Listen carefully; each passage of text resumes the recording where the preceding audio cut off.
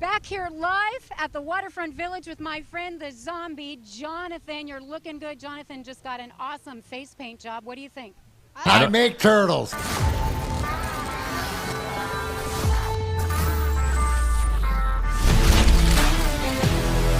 It's now time for Big D Energy with four-time Stanley Cup champ Darren McCarty and the golden voice of Neil Rule. Live on the Woodward Sports Network, 99.1 and 93.5 The Roar, the Woodward Sports app, and anywhere you listen to podcasts. Let's talk some sports. It's Big D Energy. What's going on out there? Big D Energy here. Four-time Stanley Cup champion. Yeah, I got four. Darren McCarty here. Driving that world-fast, famous pontoon. Yes, Neil Rule. Still on a vacation. Still out. Actually doing Oakley Grizz basketball. I believe they won a big game last night, so congratulations to them. Joined here. Super sub extraordinaire, Mr. Easy Sleazy Easy. There we go. Nice to see you, Easy Sports. And you know what? Because it was such a shamble yesterday, and you should never treat an icon of this city the way that we did. And apologies again to Mike O'Hara of DetroitLions.com, but we got the phones fixed. But we got T-Foss, the professor, in to make sure all the shenanigans now. All right, we already got shenanigans going on, brother. What's that? Oakland lost. Oh, they did. Yeah. See, there it is. I was trying. See, Neil, like he keeps leaving and they Fake lose. news. See, I tried to just see if anybody cared. Well, you know, I'm trying to hold off because I had breaking gosh darn news here, which is pretty important, but I can't see it because it's not up here. So, Sawyer, why don't you announce what you announced to me and yeah. I'm just going to breathe so I don't throw this computer. I mean, it was a pretty crazy morning. Robert Colosia beat out Detroit Dabber 3-1-3 to be the first person in chat today. I mean, didn't think that would happen, but, I mean, we've seen crazier things. It's very impressive. Shout out to Robert. Dabber, I mean, sometimes franchises fall, but it'll just come back when you got a chance. But, I mean, we got a packed show for you guys today. We've got the Red Wings coming off a big win, 6-3 against the Flyers, coming off the All-Star break. That's amazing. And, I mean, even we talked about this yesterday, D-Mac. Marchand. He was handed a 6-game suspension for that little cheap shot against the Pens goalie. So that was pretty wild, like, to see that come out after talking about it yesterday and everything. About damn time. Yeah, seriously. And then I'm happy that happened. It's crazy. It's the weakest stuff that, like, the team didn't hand out that punishment. Did you see that yesterday, Terry? I saw it, man. That was cheap. But, you know, I was proposing that during the All-Star weekend for the NHL, instead of having, fastest skater and all these other stuff, get the baddest dudes in the league to fight each other, round robin.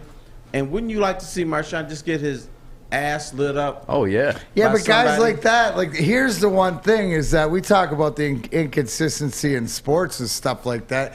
The guy licks a guy, doesn't get suspended. Lemieux bites a guy and gets less games. I think that this is just everything coming to fruition. George Peros, who hands out the disciplinary commission, what you're seeing is that, you know, the intolerable stuff. But, hey, Sawyer, remember how I was talking yesterday or when this happened about Crosby standing there or guys like, you touch my goalie and I'll literally kill you. Like, I mean, if you ever did that to Ozzy or whatever, you're not even, like, right here, it's not even done. So the league, George Peros being a former enforcer, it rubs us the wrong way. And like, in all honesty, for what Marchand did, it's not a 6-game suspension. He's done stuff in the past that's a 6-game suspension or more.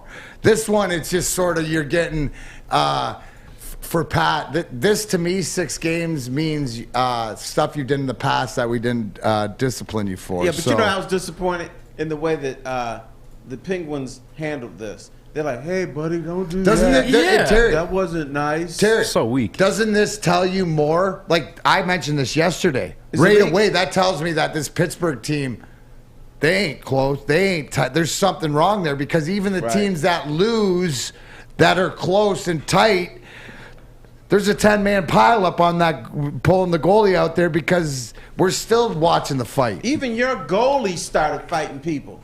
Yeah. Both are exactly. goalies. Right. Hey, which, by the way, here's a great Thursday. If you're having a bad day out there, this is why I'm doing this for myself, because I'm a little frustrated with the computer, and I hate little things, but things could always be worse. And to Terry's point about goalies beating people up, you could be Patrick Waugh.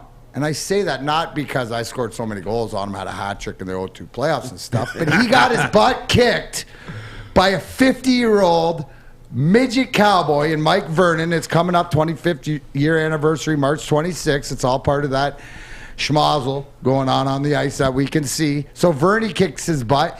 Then Waugh comes back the next year, right? Fights little Chrissy Osgood, looks like a 12-year-old, never had a fight in his life except freaking maybe against his 8-year-old sister on Christmas. And we know that doesn't end well. And Ozzy feeds him.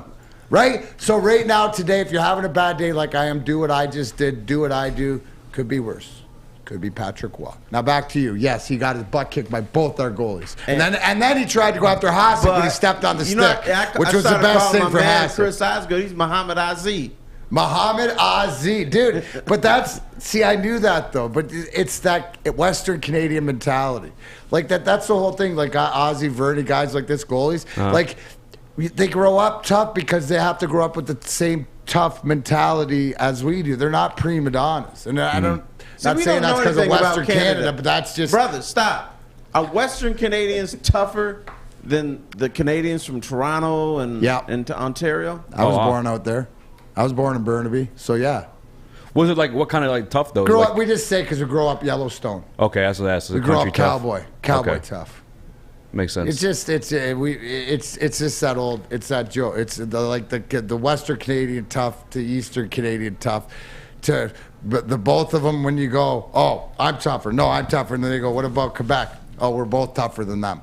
So there you go. We all agree. We can the Eastern Canadian, because we don't consider like the Quebec as much. But then if you go way east to the Newfies, and then they're crazy. Was that like an urban They're tough, tough, crazy, Terry.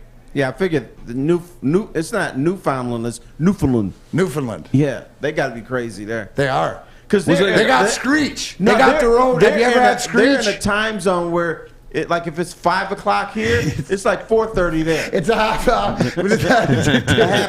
That tells everything. When you're an hour and a half, when you got a half hour in your time zone, that you're different. Just built different. That's just whack. But no, I guess what I want to see is more consistency. Maybe this is the beginning of the NHL going enough of these shenanigans. I mean, like I said, the last one we were looking at Claude Lemieux's kid, Brendan Lemieux, biting somebody. You look at Todd Marchand licking somebody. You look at different things like that. That ain't part of the sports. That, to me, that's not part of the game. But what is part of the game? More importantly, second half. And shout out to, if you missed it yesterday, we had Daniela Bruce from Detroit Red Wings. .com and do game day lives with her, but we're talking about the second half of the season, and the Wings went out, Terry, and they won. They not only won, they won 6-3. No. First time in 25 years. I thought I was watching hockey from the 1980s. It was. They like the Edmonton Oilers against. I thought I was going to be doing this today because that was the game of and some of you guys on Twitter are hilarious. Like, just people are funny. Like, funny. Where it's like, hey, you know that when you get ahead, you don't have to, like, let them tie it up right away. You don't have to be nice. Philly, they hate Santa Claus. Why are you being so nice to this team? Stuff like this. But at the end, they pulled it out, which is what you're trying to do. They'll play Philly again here afternoon game on Saturday. But they went out and did what you needed to do. When I saw that stat that hadn't beat Philly there since '97, and I know that the schedule is different and throw out the years, but that was sort of, when you see 25-year stats like that, is that still surprising to this day, Terry? Yeah, it is nuts. I mean, you figure one time when you go in there that you're going to win. And Philly is not that tough of a place to play, even though I've never played there, because they've always had issues with goaltending. So always. If you have issues with goaltending, you figure you're going to get something at some point. So I didn't understand how that happened. Shame on y'all. No, it didn't. and stuff like I always that's to look back and to see that, because in today's day and age, whether we're talking every sport, the parity's so much there, and just to win a game or to lose a game or whatever like that. Now, being in the Western Conference for a lot of that time, but we've been in the East long enough to play there a few times a year. So, I mean, it's a good sign. It's a good sign. Did you guys watch the game? I was actually editing the Heavyweights podcast. I missed it, but I kept getting alerts from the goals. I missed my man Razor Ramon. I missed him and his goal, but the fact it's 25 years, that's pretty nuts. That is. I watched it. I thought it was a wild and woolly affair. And like I said, I thought I was watching a game from the 80s. Well, it did, because it had sort of everything back and forth and stuff like that. Now, we all know, for everybody who's watching out there, that's not the secret to success, playing 80s hockey back and forth, trading goals and stuff like this. But again, at the end of the day, this Detroit Red Wings team this year is doing things that they haven't been able to do in the past. Put 6 goals in the net, rely on some sort of a power play, and to play like back, Terry, for the last 3-4 years, the other team gets to 4 and you're done, right? So whatever, and to your point about Philadelphia, we go back to 25 years to that series where they had Garceau and Ron Hextall, and they were switching them out. They didn't have a goalie. It goes to today's day and age to Carter Hart, who's supposed to be their next savior. But I don't know. It's just nice to see them get off to a good start. But now it's about consistency. Still going to sit here. I'm still going to sit here February 10th and say they're not a playoff team this year. But again, coming out after All-Star break, guys look refreshed. The one thing that it's always nice to see, but Dylan Larkin, you always worry. We have these conversations, Terry, about guys that have great first halves of the season. They go to the All-Star break. They don't get to take advantage of sort of their time off, right? And this year being, whether that was guys' Olympic break opposite or whatever. But when you see, I didn't think he missed a beat. I didn't think there was any all-star hangover or anything like that. I think that he's going to have his strongest second half of the season. Yeah. You look maybe at, he's adjusting to being a superstar or a star, because okay, talk about that, Terry, because that's what. Because is that what you're seeing? And there's an adjustment to being a great player. Right. A great player, a guy, but a guy hit on that a little bit more. Do you think that that's what you and I are seeing him elevate with that C? Yes, because what was the talk before the season began? We're watching Dylan Larkin to see if he can be a competent player.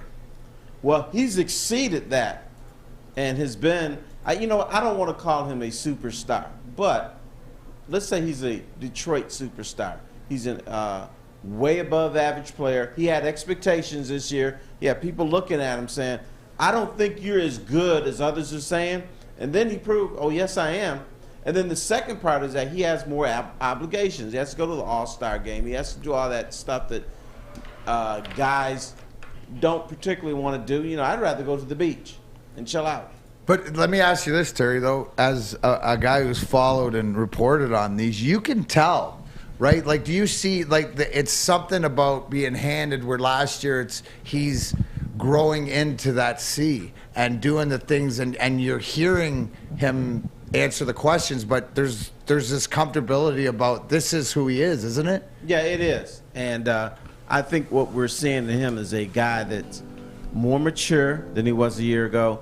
He's taking more of that leadership role, not afraid of it, and so I think that's. Is there a comparable that you can just that maybe have in maybe it was the Pistons team or whatever, but see the evolution? I want to try to give the viewers and the listeners, if you're listening. 99.1, 93.5, 94.7 HD on the Raw, or getting it on the YouTube, Twitter, anywhere you social media. But does this remind you of somebody that's come through Detroit in the past? It reminds me a little bit of Steve Yzerman, because Steve Yzerman, he got that C right away, and even though he wasn't from Michigan, it was like early in his career he was one of us. Like, even though he was from Canada, but Steve Eisman had the C. He was one of us. He had to mature too. And so I see parallels between those two. Not saying that his career is going to be the same as Eisman, but I see parallels as far as trying to be a leader, trying to be mature, trying to guide a bad team to one day being a Stanley Cup And isn't that wild? And I'll leave you at this before we get to our studio sponsor, right? But isn't it apropos? That's my word. Neil's not here today.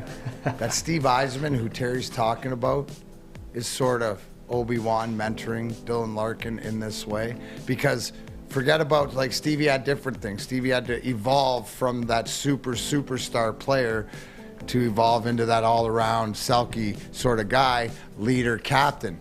But when you have the gentleman that Terry Foster's been around come out of the mouth and go, oh, by the way, you see a lot of Steve Eisman and Dylan Larkin. Oh, yeah, he's leading him. He's in his ear every day, which tells me that hashtag Weiser plan.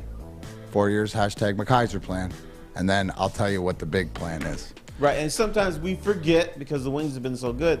When Eisman started, the Wings were bad. Yeah, when I was a kid, the Dead Wings, they stunk. But we could beat people up.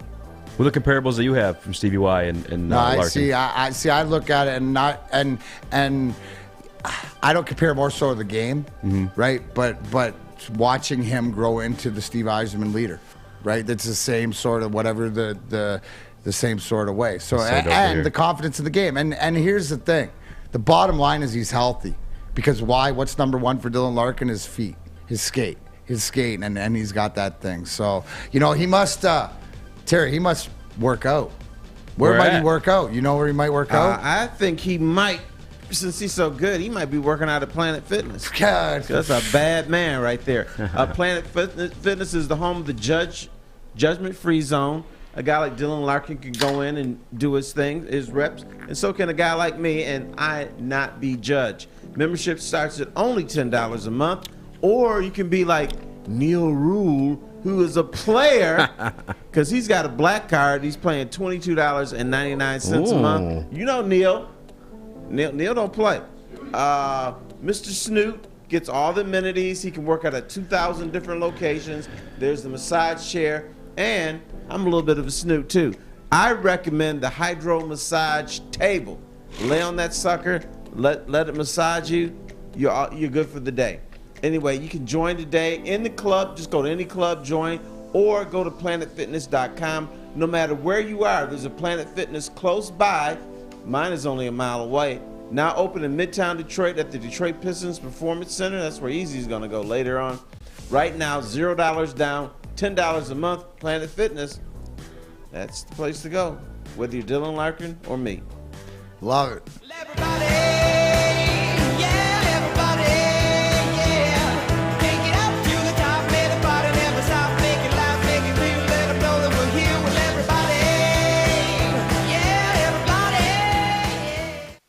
Make sure you download the Woodward Sports app in the App Store and the Google Play Store today. Take Woodward Sports with you wherever you go and listen live on your phone or mobile device.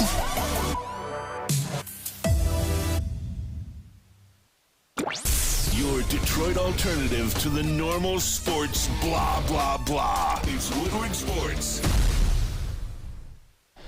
Welcome back, Big D Energy here. D-Mac, Easy, and T-Foss. Obviously, Sawyer on the ones and twos, and Flannel Sam. Oh, snap. I'll try. You know what I figured out last night? Neil's going to go Sam Flannel. Yeah. I'll go Flannel Sam, and we'll see who the universe picks to see if it's subconscious or not. I can vouch any nickname that you give anyone typically sticks. You know what? And you want to go on nicknames, and you know that I'm number 2 on the nickname list. I'm not number 1. Who's number 1? I'll give you each a guess. Who is the number 1 in nickname giver in the Detroit Red Wings history? Because here's the thing.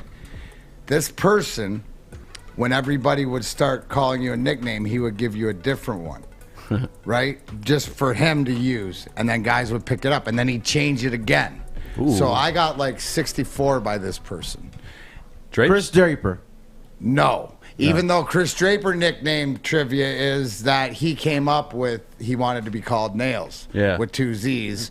I approved it because I went out and bashed it, and since he's been, because he's tough as nails. And we even had tough as nails stables. The 2 Z's is what gets me. 2 Z's, exactly.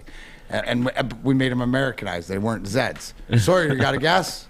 I'm going to throw out Shanny. I feel like Shanny's a guy who was throwing out good nicknames back in the day. Yeah, I can see that. Shan Diggity, he could. Shan Diggity. The Diggity could, but more covert stuff like that. That would be a little bit below.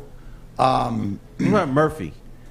Nah, Murph. Steve Murph would sit back and just chuckle. He'd laugh. He'd like it. You'd know if it was good or not. Like Murph, because Murph's been so around, but it's one of those staples, like sort of like could be that uncle or the grand that gets that approval or whatever you know it is.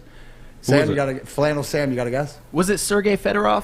It was not Sergei Fedorov. It would be the aforementioned Chris Osgood. Christopher John Osgood is the king of nicknames, and he will change it on a whim, and I'm not telling you them because they're not very nice. You know, a lot of them that they have. So you got to understand, right, Terry? Ozzy and Maltz. If anything went wrong or anything it was A and 1A, and those two sat on the plane together and always just conspired and always loved. And Maltz was more of the cerebral assassin. Like I'd sit beside him, I'd do crosswords and Sudoku. Well, he'd be like, put a letter in or a number and like mess my thing up. That's messed up. And then just like he messed with me cerebrally. Ozzy would do things like sew your keys in your pocket, right? Which is cool. But if you've ever had your keys sewn in your pocket, your car keys, but they use like the laces that they do. That takes time and commitment. Wait. So that's cool. But in order to get your keys out of your pocket with your pocket sewn shut, you have to tear your pocket, right? You have to tear your pocket out of your pants, or whatever else. Okay, now that's all fun and games, right? When it's, you know, maybe you got shorts on or whatever, and it's 70 degrees out, and you're outside, and you're going, "Oh, Ozzy, that's funny." But how about when it's minus 20, you're commando, and the security door locks behind you, and you got to sit out there and take your pants off and rip your pocket open like that? Yeah, he owes me about 4 pairs. We can do that now pairs. because we have the fobs. If you want to sew my fob inside that's a good my point. pants, go right ahead. You're right. Speaking of fobs, you're right. As I wear mine around my neck. So that little thing where we get there on nicknames. So yeah, Chris. That's an impressive prank. That takes some commitment. Dude, there's so many. Did you ever go into the old at Joe Louis, but you know, behind the curtain or whatever, where the showers and the sauna and stuff were, but the laundry room was. Did you ever get a peek back there of Ozzy used to love taking people's heads and putting them on magazine covers or posters? He had the greatest one, a Helmer, Darren Helm, and Justin Abdelkader, right? Full size in the Dumb and Dumber suits of Jim Carrey, but their heads switched. It was so good. Like he had it all throughout. Bertuzzi was one of his favorites that he'd mess with, but yeah, that's funny. Spare goalies. The goaltenders have a lot of time on their hand, but yeah, the Ozzy, and that's to me, that's the beauty of watching him now. And Terry, you've seen him in front of your eyes grow or whatever, but you see the personality on Bally Sports now, or him come into his own. The kid that you knew when you'd have that conversation in the dressing room, because he's got a great sense of humor. Yeah, he does. But he started out as the young kid that was almost scared to talk to you. Well, he cried. Then he grew into his role, and then I think the thing that the media had to understand about him is, you know, you see that cute little face, and he's, you know, I look like I'm 12 years old, but Chris Osgood had a mental toughness that a lot of goalies may not have had. Like, if he gave up a soft goal or had a bad game, especially in the playoffs, I could guarantee you that the next game he may not have pitched a shutout, but he came pretty damn close. Well, there's two prime examples of that in the '98 playoffs. Right? He let a goal in by Al McGinnis from the red line that lost us the game. We came back and clinched it home. then the next series, the conference finals, in overtime, Langenbrunner shoots one from outside the blue line that's going wide of the net, and Ozzy goes to bat in the corner, hits the inside of his stick, goes in the net. We lose. No, resilient, come back, win at home the next day. That is the absolute truth. Is you can't, as young as he looked, was as fierce of a competitor as it is. I guess my question is, Terry, who are the most, or the ones that have grown, right? Because that's a pretty big change from the kid that he has to the person that he's become. I guess my question is there other athletes that you've covered that were misunderstood about the fire that they had, like Ozzy did, about that mental toughness, or some guys that you followed that the rest didn't understand completely? Yeah, I mean, there's a lot of people like that. I think one was Grant Hill. I don't know how this happened, but Grant Hill was considered soft. When you looked at his game, he would pound the paint. He'd get knocked down. He played with the most messed up feet I ever saw, but he was misunderstood too, because he grew up in the mom and dad were these sedate people, and mom was a roommate of Hillary Clinton, and the dad was, Calvin Johnson, and so he was told by quote unquote fashion experts to wear 3-piece suits, and he didn't like wearing that. But because of that, and because he was well-spoken and very smart. Went to Duke. He went to Duke. People assumed he was soft. But that was not the case. So I think he's a prime example. I think folks from the get-go knew Isaiah Thomas was different. He had that. But he's got assassin in him. Like the baby assassin. Zeke had sort of like there was something, and thinking about it, right? Because he was 6 feet tall, right? Or 6'1"? He was listed as 6'1", but he wasn't 6'1". No. But what I'm saying, in a big man's league, in the biggest of big man's league, at the time when it ain't called the way it is now, like he was, like there's something, because he's, and again, I guess the Chris Osgood thing, because when you hear Zeke talk, he's so mild, soft-spoken, but there's a fire inside, and a lot of times, like, and you covered those guys, like there was a killer instinct among him. Yeah, Isaiah Thomas took more stitches than any athlete I know outside the NHL. I mean, he was always stitched up, always had bruises on his face and stuff. So you can still see the scars now. And I guess that's a lot of thing too. Yeah, I know. I've had over 500. I think I've had like 4 something in my. I've got like 100. I got a skate across my forearm for 100 that took my forearm off. Stitches and stuff like this. But in basketball, you don't think of that. But I guess the headbutts and all this stuff. And back in the day, being as small, running through trees. Was there anybody his size?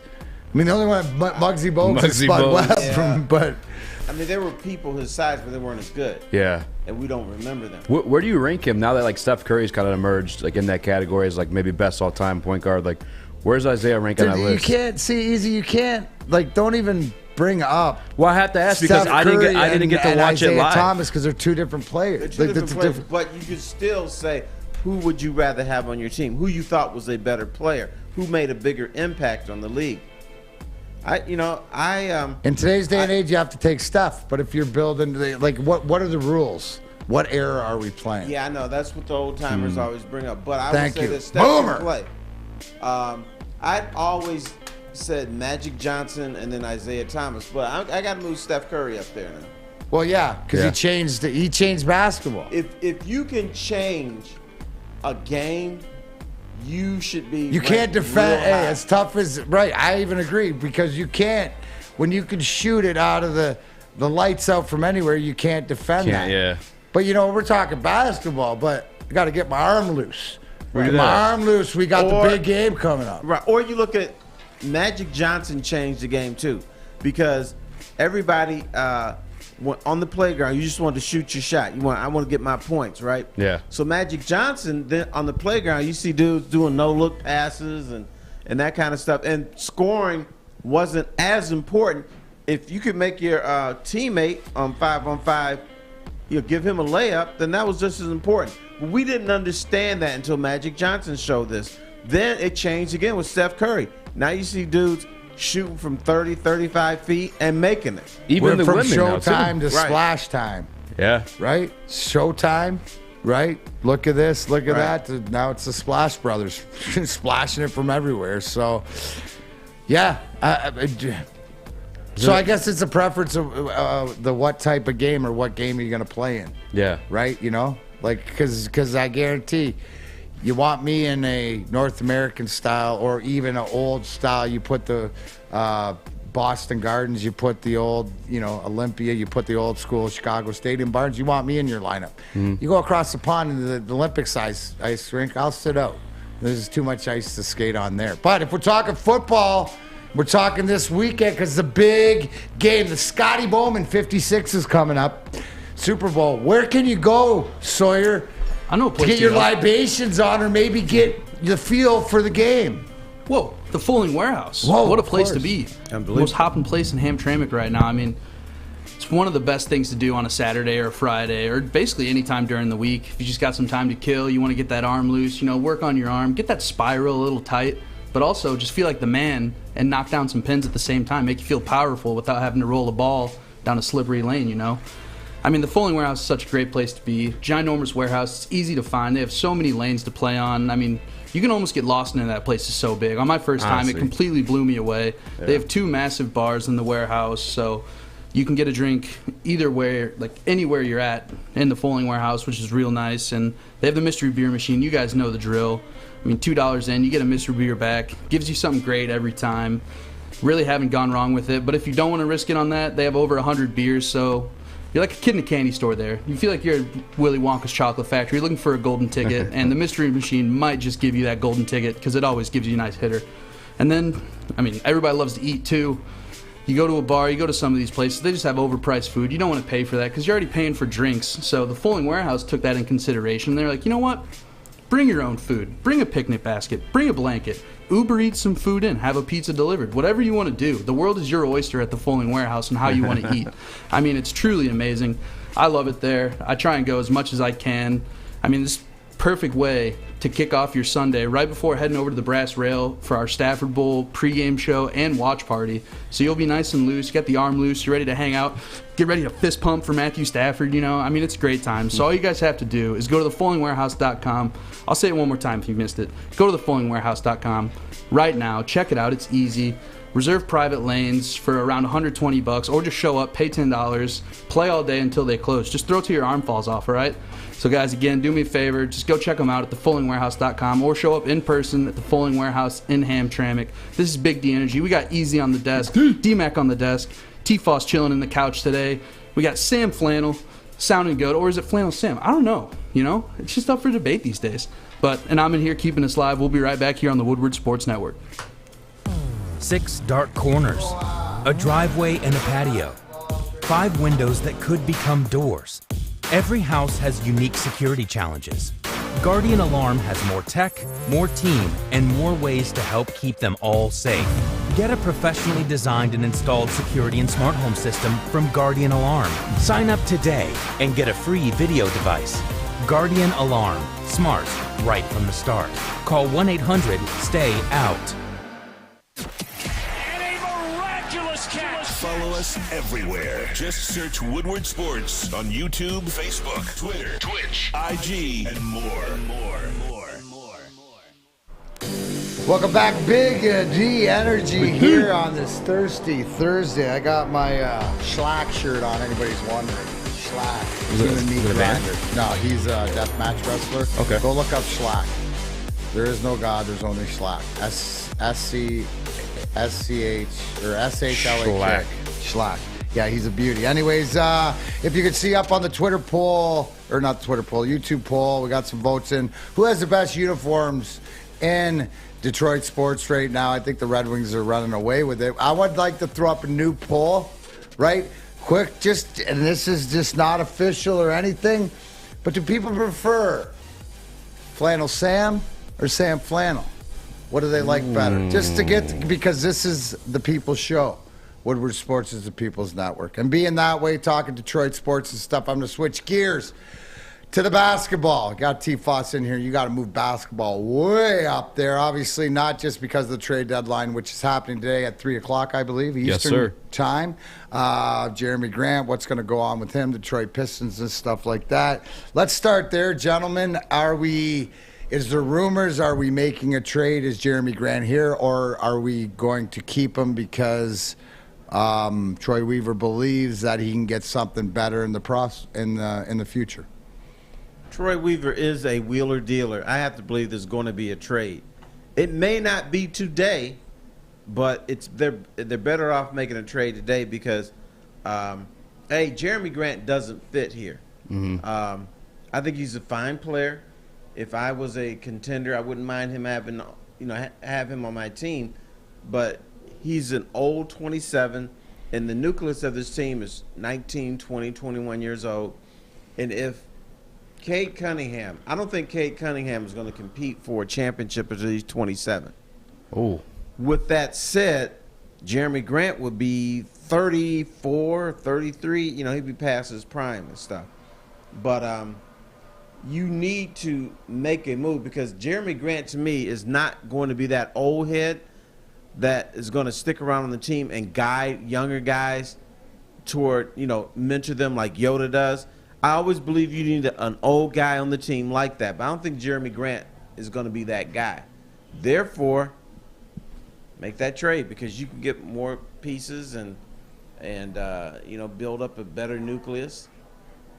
I'm with it. Hayes doesn't work out, then you can find his replacement. Yeah. So Terry, on this point right here, what's the next biggest, most important piece for the Pistons to put into place? Because we can all agree they got the wonder child. They got the guy that they want to build around in Cade Cunningham, right? He's buildable. But what's the next piece that you need to see, or where you think that they should? Is it somebody who helps him? Is it more of a mentor or is it more of a wingman? I think Easy is a young guy. He's going to have a different opinion than me. But I'm going to go old school and say they need a shot blocker. They need to do 7'1", can't score, maybe rebounds a little bit. But you know what? If you beat Cade Cunningham and are penetrating to the basket, guess what? He's swatting that stuff out of there. Is there a guy you have in mind? I like JaVale McGee. Oh, I always love JaVale McGee. Right. That's a role player. That's a grind liner right there. Yeah. And he's played with the big. What I love is that he's been LeBron James's dog. You know what I mean? Like, he's been there. He knows how to fall in line or whatever. He's been around these star guys. He brings experience too. These guys just don't come in there and go like this, right? These guys are the guys that see everything, are the mentors, are the older guys, the buffer. And he learned from his mother, who was a very good basketball player, and his dad was drafted in the NBA too. So he's been mentored to be a little bit smarter than your average NBA player for all his life. I wouldn't mind having a guy like that because then in turn, he's not going to say, okay, I need the rock 20 times. No, he never does. Dude, he's just sort of happy to be there, like a guy that embraces his role and very good at what he does. Well, it's kind of like what you said, too, though. He's also been seasoned around the league a little bit to where at this point in his career, it's about his bag and about some rings. And he's been there, like, winning some championships, so he offers that. But I agree, Terry, like, we need a true five. Like, Isaiah Stewart, he's big, bad, and tough, but he's not 7 foot. And, like, I think I was here with you when I was complaining about Jonas Valanciunas going hard in the paint on us. It's like, that was embarrassing. But isn't Jonas Valanciunas isn't that kind of player to do that? Isaiah Stewart's value is more of a Vinnie Johnson value off the bench or energy. When they're good, yes. Yeah. When they're good. Right? Now he's forced to start right now because we don't have a true five. No, I understand but that. But at some point, this team has to play defense. We can talk about all the pieces they're putting together, but that's not a defensive team. I'm not afraid to play the Pistons if I'm a big scorer. And you look at the past championship teams, the Lakers, and you got the Bucks, Giannis, AD. You need a big guy to at least put a body on those guys in the paint because otherwise you have no chance. You have Evan Mobley on the rise now too. Like we need a true five, whether it comes in a trade deadline or next year's draft. So, we got Sam I guess, but what I heard out of your mouth is the fact that Troy Weaver is the guy. right? Like, so what I heard out of your mouth, Terry, is that whether he's going to trade him, whether or not, whatever, it's going to be done. But it's more to when I talk about Steve Yzerman, #Weiser playing in control of the Red Wings' future. Troy Weaver's along the same sort of lines, and whatever he does, you sort of trust in the process. I believe that, but I got a little bit of fear in me. Okay. Here's my fear. Yes. He drafted Killian Hayes. Okay. And not Halliburton. So okay. So that puts that's the only thing that scares me a little bit. But that's the optics. That's looking at it and stuff like this. So is there a move to be made here, or what's the smartest process? Like you said, if you see them realizing that they are looking at bigs to protect that, or how will you know that they're focusing in on the defensive aspect or whatever, not just by going out and play? Is it a roster's move, or is it when they get that 7'1" guy, 7'5", or it won't be 7'5", but that guy that understands my job is to be a defender. When you look back at the Pistons championship teams, they've always had a big who defended well inside. The bad boy Pistons had John Sally coming off the bench. His job wasn't to score. His job was to make sure that you didn't score the basketball. Ben Wallace was the same way. Ben Wallace is credited for being a great defender. I don't think he was a great on-the-ball defender, but he could come in and help out and sweep, get the ball out. Off the ball, off the ball, rebound. Cleaning up the garbage. Right. How many times do you see like that ball bouncing around the rim, put back. You don't see that when you got that rim protector. You get the one shot, like you said. You're playing the Splash Brothers and they're hitting them from outside. You can't do anything about it. It's those second chance efforts, and I think that back looking to the championship of the Pistons and both times, bad boys are going to work Pistons. That's what they did. Can I ask you this, Terry? Sorry. Which one of these guys in the draft do you like? Because there's a ton of big guys coming in this next class. You got Chet, you got Holmgren. Holmgren, Chet, same guy. But you got Chet, you got Jabari Smith, Planchero. Like, which one of those big guys, if we don't get a deadline, would you like in the draft? The one I've seen Chet play before he even got into college. The thing that scares me, man, my man's got little bird arms. So, but you can bring it. I mean, he's real long, but you can bring this guy in, stick him in the weight room, shoot him up, do whatever you got to do to this dude, and make him look like a normal human being. Yeah. But isn't it like a lot of this, too? You just brought up a great point, right? A lot of this, too, these guys, you said, well, you don't think Cade will 27, and he's just 21 and stuff like this. But a lot of these are just not men yet. They still have to get into their men bodies and stuff like this. I say that you look at LeBron when he came in, or Kobe when he came in, and stuff like this. Point. So we gotta wait for Cade to break that vegan diet, start eating some real food, get some muscle on him. Yeah, he needs to go to American and Lafayette, Coney Island, man. Yeah. Since you like to hang out downtown. But real quick, guys, we got to break, but I want to tell you about something that's coming here. It's kind of near and dear to my heart. I'm sure my friend D-Mac here, too. It's the Sports Market Agency. SMA has been leveraging pro athletes and other notables for a decade against issues around mental health and substance use disorder. With the help of NFL alumni Sean Jordan, has been able to save lives and take a stance against these issues. Soon coming to Woodward Sports, the Sports Marketing Agency podcast. This is a series on F-word, the series on fentanyl. If you guys are struggling with substance abuse or mental health, make sure you go to thesportsSMA.com. Life is full of hard choices. We're here to make one of life's biggest decisions as simple as possible. My name is Christina Gennari, and for over 20 years, I've helped hundreds of families buy and sell homes. We cover all of Metro Detroit and more, from large luxury homes to starter homes. We will work hard to make sure that you get the home of your dreams. So if you're in the market today or even thinking about buying or selling in the future, make the obvious choice. Christina Gennari, the obvious choice in real estate. Visit us at soldchristina.com today. Putting on a show here, and that's how you answer. We love our sports. We just wish they'd love us back. Detroit sports for Detroit sports fans. Woodward Sports. Darren McCarty here for Chili Peppers Tanning, and no, I do not tan, but if I did, this is where I would go, because this will find the cleanest salons in the D with spotless sanitized rooms and trained and certified tanning professionals. You can join the Pepper Club for all the best deals. They'll beat all the competitors by $5.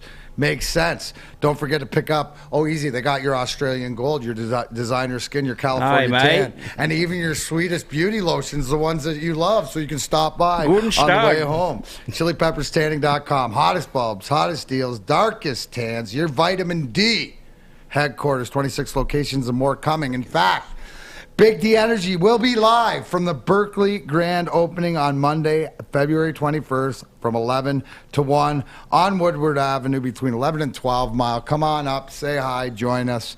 Not saying that if Easy shows up, you won't get locked into one. So anyways, there it is, Chili Peppers Tanning. Go see them today. Breaking news. We've been talking about Detroit Pistons getting a 5, getting a big guy. The Detroit Pistons just acquired Marvin Bagley from the Sacramento Kings. I'm working on getting the details. Shout out to Shams on Twitter and everyone in our social media group getting that alert to us while we're live on air. But we got a big man, Marvin Bagley. What's funny is I was, and shout out to whoever, please let me know, but going through the tweets, somebody said this about 20 minutes ago. Hey, Marvin Bagley's dad has started liking all the Pistons stuff. Yeah. And I was like, oh, well, there's smoke. There's fire. So what do we think about, is this, now Marvin Bagley, is that the UCLA guy? One of the brothers? I don't know. Where did Marvin Bagley go to school? He was number 2 draft pick. I know that. He went to Duke. He was one of the Duke guys. Yeah. Okay. So is this, so what? Give me something, boys. He's a grinder. Marvin Bagley is a guy that does all the stuff, dirty work inside the paint. But you know what? Not sexy, but that's what the Pistons need. Is that the sort of guy that you're talking about? Yeah. Right. Like we were talking Javon McGee, but like it's a Marvin Bagley. We just need some size, man. And he's younger. Yeah, they just need some size. So tall or somebody with a big ass. Yeah, facts. Rick Mahorn, you come back. Dude. You laugh, but you know. No, but that's the whole thing. You know what the guy with a big ass does to you in the NBA? He makes you play smaller. Charles Barkley. If I'm 7'1", then and he puts his body into me, all of a sudden I'm 6'9". So that's what they do. Charles Barkley, you know how tall Charles Barkley was when he played? Listed at 6'6", he was 6'4.5". Power forward. Wow. Because he had a big ass, and he could bend you in two. He was very strong, very physical. So he made you a smaller defender, and he could take advantage of it. So is there somebody that in the history of the game that like his ass was his benefit, like use his ass to the best, like made him the best? Locally, Rick Mahorn. Yeah. And probably the best ass man, Willis Reed. Guy like Willis that. Reed. There it is, Uncle T-Foss. Moses Malone. You don't have that in the league now. No, but that's the thing. Zion. You got Zion? I'm going to tell you, hey, Terry. Yeah, when he's healthy. Terry, Yeah, to your point, right? So when I made my comeback with the Wings and went down to Grand Rapids in like 07, 08, right at the beginning, I worked with Jim Pack. Now, Jim Pack's the Pac-Man. Won cups with Lemieux in Pittsburgh and stuff like this. One of the just great dudes, like doing drills on the ice. But because how the games changed, the hockey games changed from when I grew in, where the more the clutch and grab, you get in the corner, you're in close to guys. Now where it's separation and stuff. But we did drills, and he taught me things, right, about how to, when you have the puck on your stick, but how to get wide, like get your ass out, because it gives you separation, so the defenseman can't reach around you as much, because nowadays reaching around you and grabbing you is illegal in the NHL, right? So you see a lot of, like, you'll see more of this old school basketball post out ass play in the NHL. Watch the guys in the corner, because the whole thing is to get that separation space and then spin off the guy, right? Just like the NBA, off a pick, off anything like that. So it's that speed, but it's using the ability, using the rules to your advantage. I think the rules have changed a lot from when those guys, where it's harder to be that way. But at the end of the day, right, you said the Pistons need to play defense. Yeah. You pick up a center. I got that the usually details. tells me defense, and so maybe there's something more to it. It's all finding the combination, because it'd be interesting if you see somebody out there today. Is there any ass men out there today? I guess Zion, but maybe. He's bigger upper body. Oh, that's just because of more PJ Tucker. size than anything, right? PJ Tucker, the dude I think he's on the who's in the Rockets or the Nets now? He used to be on the Rockets, the ball dude. He's got all the shoes. Right. Maybe him, but you're right. It's less physical nowadays. You can't really have ass, but more people have that slender body. Well, yeah, more than they vegan. did before, because nobody wants to play inside. You get paid by shooting threes. You get paid by, defending a little bit. I get T-Foss. Yeah. It's like I used to say, you want to make the money, score the goals. You want the girls, come home with the stitches. I got That's the all details, it is, bro. The details on that trade was Trey Lyles and Josh Jackson in exchange for Marvin Bagley. But I know Josh Jackson, he kind of played as Trey Lyles like a stretch 4 for us. He scored sometimes. He shot some threes. Like, how you feel about the trade? Is that a fair deal? I think it's a fair deal for the Pistons. Josh Jackson, I like him as a player. Me too. But you've got a bunch of guys on that team that does what he does. Yeah. Hamidou Diallo actually kind of like came through and almost did it better than he does. Right. Yeah. So what you need, the word of the day, diversity. You need diversity in the NFL with the coaches. You need diversity on the Detroit Pistons in regard to having guys that do different things. Yeah. So I think, Bagley is a guy that can come in and muck it up a little bit. There's nothing wrong with that. Another keeping it here in basketball and stuff like that, and the fact that we have T-Foss in the house, we're gonna give you something you can't get anywhere else. I don't know if you guys noticed this or not. Sawyer, who brought this vote up? But the best all-time coaches in the it's NBA. The NBA NBA came out with it, and there are 2 former Pistons coaches on there. One, Larry Brown.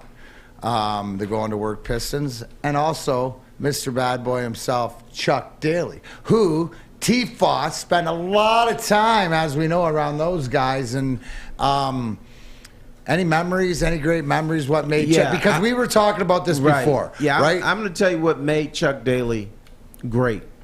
Chuck Daly and Scotty Bowman are similar, but Chuck Daly did it in a nicer manner. Do you think? Right, a little bit manner. But Chuck Daly somehow would manipulate players into thinking whatever decision he made was their idea. Here's what Chuck would do. He would bring up, we need to run more pick and roll with Lambeer and Isaiah Thomas. And then when players would disagree with him, he wouldn't argue with them. He said, okay, fine, we'll do it your way for a little while. Then they would come back and say, hey, we lost 3 out of 4. Remember when you guys were talking about running more pick and roll with Isaiah and Lamb? So now he's putting it in their court. It was your idea, even though I brought it up. So then they were like, yeah, that's a good idea. So then they start doing things that Chuck had brought up 2 weeks earlier, but then he brought it back 2 weeks later and said, y'all brought it up. This was your idea, so take ownership of it. Well, here's in that way we're talking about where Scotty Bowman would be 5 moves ahead. He had more of the Gary Kasparov, Bobby Fischer chess player that, he was ahead of the game. But he would do certain things like that, sort of implement it, but he wouldn't have that conversation. Hey, remember when you guys did? He'd be like, hey, Sergey wants to do this. Stevie, Sergey wants to do that. Hey, Sergey, Stevie wants to do that, right? And guys would figure it out enough. Did you say that? No. Did you say that? No. But we'd figure out his mentality, because then you'd skip 5 moves of him maneuvering it. He knew that if he did that, he might be the bad guy, like F him, what's he trying to do? But he had you on the same page, us versus them.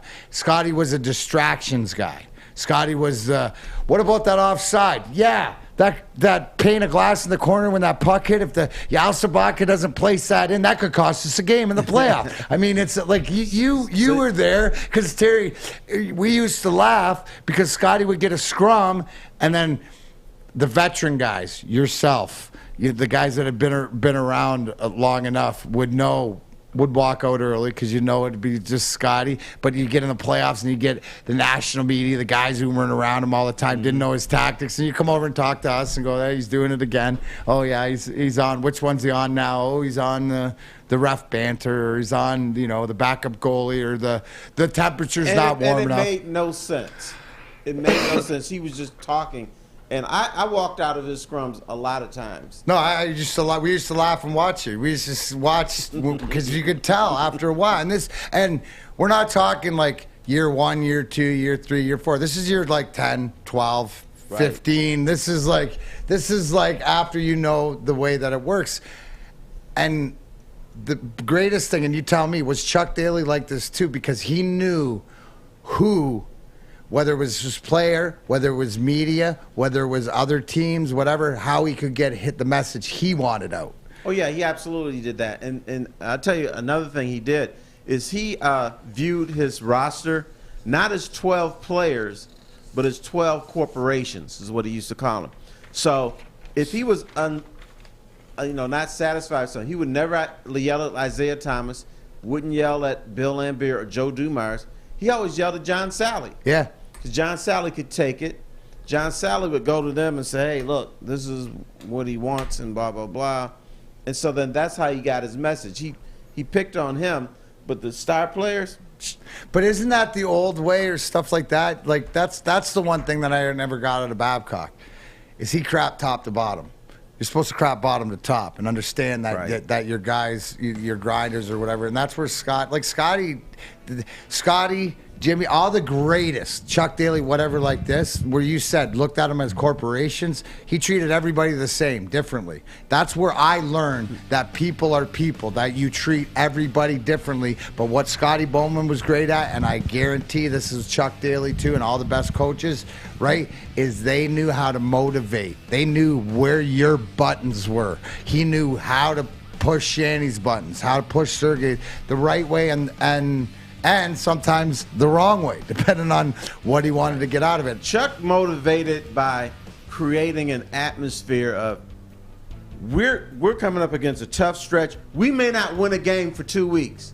And he kind of talked like this. I look at the schedule here.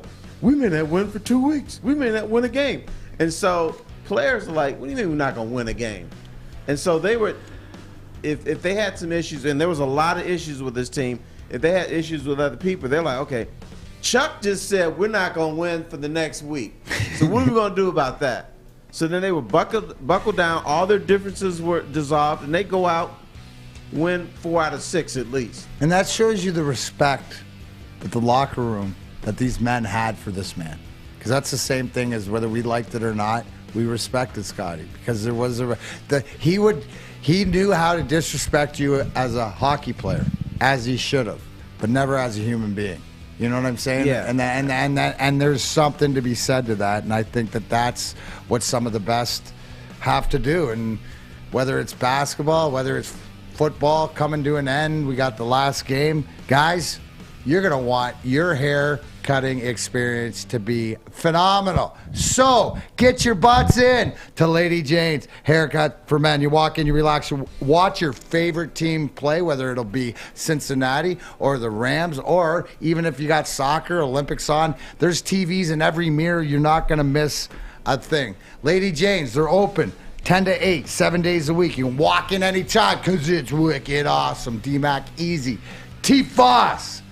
Flannel Sam or Sam Flannel Sawyer. Here we go. Woodward Sports Network. Be right back. Hi, my diamonds. It's Crystal with an X. You want to get hot and perfect like me? Here's my super easy routine. Drink at least a gallon of water before you wake up. Attach a weight to everything in your house. Hello? Sell your car and just sprint everywhere. Scream when you exhale.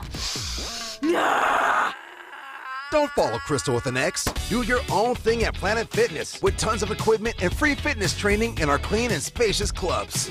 Join now for just $10 a month and cancel anytime. An event 10 years in the making.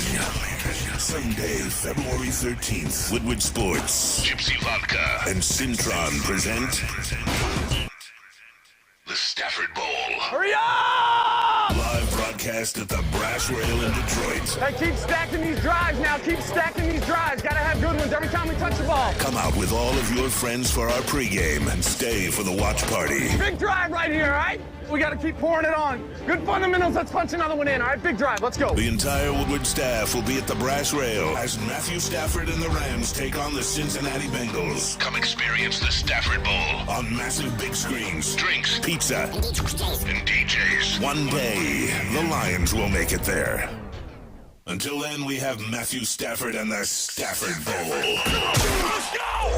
That's unbelievable! That's unbelievable, and you know it. You know it is, though. See you Sunday at the Brass Rail with Woodward Sports. Top of the hour to you. Welcome to the noon hour here, Woodward Sports Network. Big D Energy, easy in for Neil Rule. We got the Professor T-Foss in. It looks like 62% with 81 votes. It's Flannel Sam from right now. And Sawyer on the ones and twos. You can follow Woodward Sports, Instagram, Twitter, YouTube, TikTok, Facebook, Twitch, or download the Woodward Sports app, Apple or Google Play, or listen to the Lions on the Roar, 99.1 FM, 93.5, or 94.7 HD2, and obviously download podcasts if you missed anything, Spotify, Apple, Google Podcasts, Amazon Music, and more. We were just talking about the similarities and a little bit of the differences between the great Chuck Daly and Scotty Bowman, but I want to keep it here because I have you easy. Yes, sir. Just announced Marvin Bagley the third. Is that correct? Yes, sir.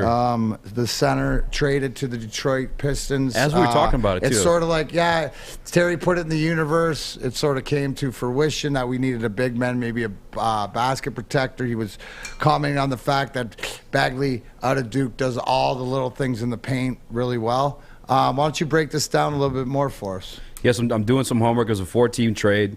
The Kings, it was involving the Kings, the Bucks, Clippers, and Pistons. The Kings ultimately got Dante DiVincenzo, Trey Lyles, and Josh Jackson. The Bucks, you might like this one, Sam. They got Serge Ibaka and then 2 second-round picks, which they might have won this trade out of everybody. Clippers got Rodney Hood and Sameo Ojeleye. And the Pistons got Marvin Bagley Jr., which is, I mean, it's just what we needed. I'm looking at the numbers, comparing between Trey Lyles and Josh Jackson because it's versus Marvin Bagley and what he brings to the table, and they're pretty similar. Trey Lyles, big man, similar position to Marvin Bagley, averaging 7 points throughout his career. Marvin Bagley 13. The rebounds is a big thing that I've been wanting. And part of the reason you want to stretch 5 too is not only just the blocks, but like get some second chances at the ball, or at least just be respectable in the paint, man, because we were getting disrespected all the time. Or man. not let the other team get second chances all the time. How about that? So 7 rebounds averaged or 4 rebounds versus Trey Lyles. And just there's like an upside with him too, like a former number 2 overall pick. And Sam, I see you raised your hand earlier, like you had something to say on the trade. What do you want to say? Oh, I'm very happy about this trade because Marvin Bagley can also give you something on the offensive side of the ball. He's averaging 13 points throughout his career. His first 3 seasons, he averaged 14. He's 6'11". He can be a rim protector, which the Pistons desperately need. And he was the number 2 pick. This could be like a career renaissance. He obviously has the talent and the upside. So, yes, I am ecstatic about this trade. So and sometimes people, and I hate to brag on any community, sometimes guys just want to get out of Sacramento. Yeah. If you were pissed at a player, you trade him to Sacramento. Mm-hmm. So, okay, all right, you're going to act a jerk? All right. Hey, Kings, guess what? I'm trading easy to you. Where did Bagley go in the draft? Number 2. He went number 2. So there's a high upside. And what? 3 years ago? Yeah, 3-4 years ago. 3 or 4 years ago. Yeah. So again, there's some pedigree. There's some stock. I mean, I know the name. Mm-hmm. You know, and obviously like that. I think Sawyer, Twitter poll. Are Pistons fans happy with this on the deadline day? Because here's the one thing, Terry, and maybe you can comment to this about expectations at trade deadline time. If your team isn't good, if you're looking to improve as a fan, sometimes you get impatient. Does this has to buy, like, if you trust Troy Weaver, but you see him doing something, even though it's not moving Jeremy Grant, but it's also doing something to benefit. That's crazy. Oh, yeah, that's right. Jeremy Grant. And he still kept here. Jeremy Grant. We still have Jeremy Grant for trade bait next year in the draft. So does this change? Wait. He's batting 500. I guess let me change my question. Okay.